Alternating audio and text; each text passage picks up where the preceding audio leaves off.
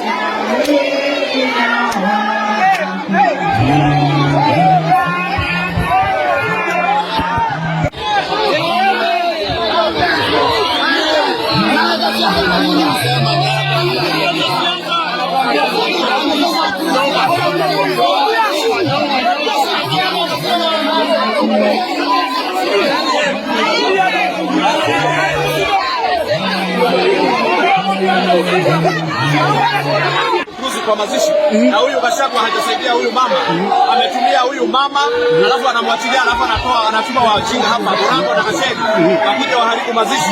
Nimewaambia hapa hakuna kuharibu mazishi, na ndio maana nimewaswali saidia huyu mama na watoto wake. Na huyu mama amekuwa kutumiwa na Rigathi Gachagua, alafu anatuma vijana hapo wakuze kujitisha. Mimi sikuwangi hao vijana wake, anatuma hawapange vizuri, Katika mazishi hakuna siasa. Wote wameongea na hapa tuko Kirinyaga. Tumekubali ili tusikane kwa amani. Mwenye amekuja kutusi watu ni Wamombi, na ndio unaona sasa umekasirika, ukamwambia keti. Kasirika sana maana tumekuja hapa tukaambiwa hakuna siasa kwenye mazishi na Father Paul, na tukakubali sisi kama viongozi tunazungumza tukamaliza. Lakini yule MP wa Madera, yule wa Mungu akachukua watu wote.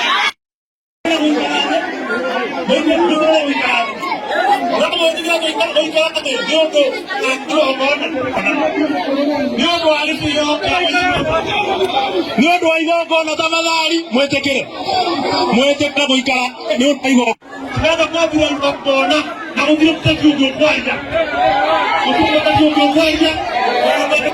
muikarege tafadhali ndamuhoya muikarege na mungu na kono na timu tare ya kubere ya kigogo na yini